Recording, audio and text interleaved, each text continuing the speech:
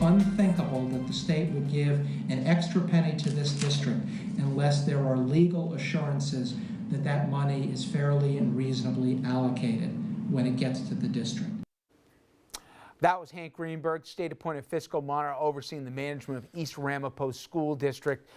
This district here, it's located just 30 miles north of New York City. I want to think about that. Administration, it's run by Orthodox Jewish and Hassidic men, and it has been under intense scrutiny for allegedly misappropriating school resources to the benefit of the district's religious private schools.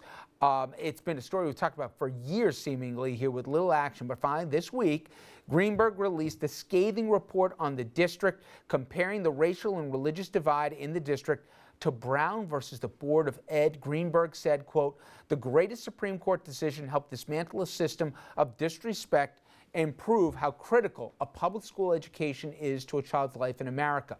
In his report, he found board favoritism to be most disturbing. Greenberg says the board appears to favor the interests of private school over public schools. Also wrote that as public school budgets were being slashed, spending on programs benefiting private schools increased. Also found that the board lacks transparency, writing the board also limits opportunity for public participation in board meetings by not even allowing the public to speak out until the end of meetings. He also went on to say that it will take years for the district's public schools to recover from the budget cuts of the last few years, which are estimated at $30 to $40 million. And attorneys representing the board in the past have also come under fire for getting into heated arguments with parents at the district. Take a look for yourself. Excuse me, are you like getting fresh or something? That in fact I do know. So what are you trying to? Are you trying to challenge me with something? Are you trying to challenge me with something right now? I'm asking you a question. When did you pass the bar? Excuse me. Let's get that on WRCR tomorrow. I'll talk about it in the morning. Because yes, there has to be an option for other people. Yeah. Thank you. So what do we have, another taking over? How dare he? I'm talking to you, I'm not talking to him. And he just interrupted a conversation that we were just having. And this is what you guys are hiring? Honestly, give me a break. Do you think that was appropriate? Honestly, do you think that was appropriate what he just did?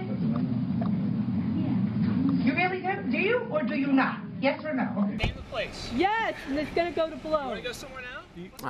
The point, guys, is this has been going on for a long time, and it's something I'm curious. You know, there's been attempts to try, whether it be at the state level, to change this. Finally, it's taken a monitor to do something about it. But in 2014, 30 miles north of New York City, we have a system in place where, depending on your faith, you're going to get different treatment here with public tax dollars. It's an unbelievable story that if you tell people who don't follow this at all, they don't believe it's even possible, but it's real. Well, I don't think that any public funds should be used for the support of private schools. That's why they're private. This is a little shocking to me that this is still happening in 2014.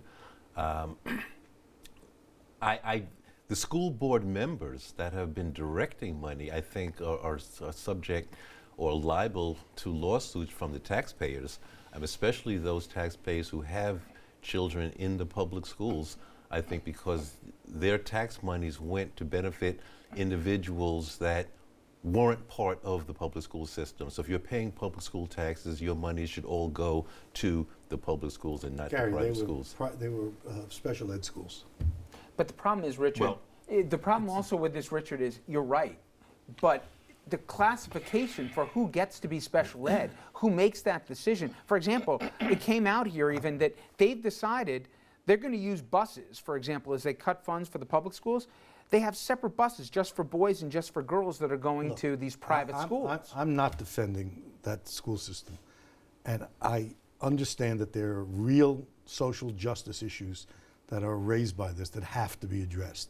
But they have to be addressed with great care. No one's being denied or given an education because of their religion.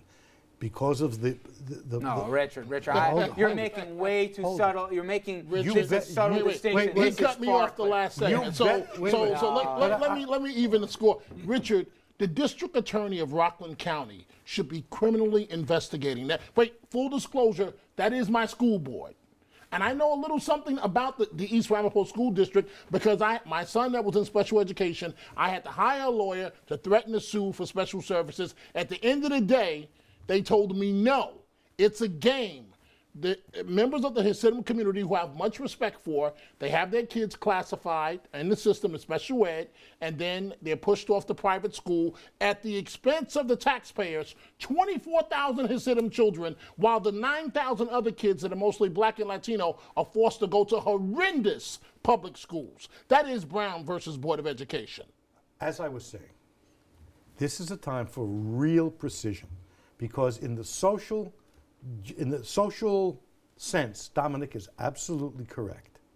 But how we get to a remedy will require enormous legal and precision and enormously precise vocabulary. And if I'm not going to jump and bang my hand on the table, it isn't because I don't see the injustice to the kids in the public schools. You're right. No, you've fought injustice your entire career. But there's got to be... I hate to admit it, but you have.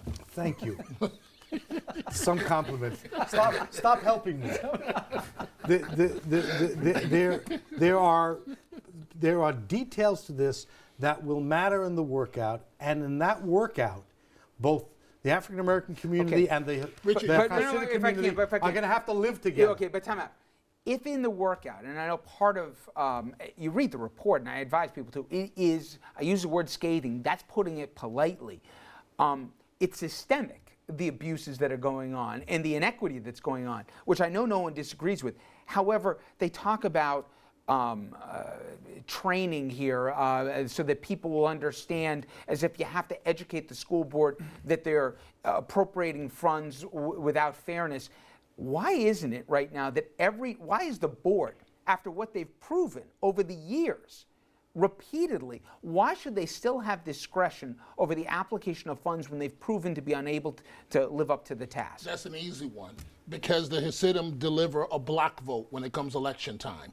And no politician, especially the district attorney of Rockland County, is going to challenge them. Hillary Clinton is not going to challenge them.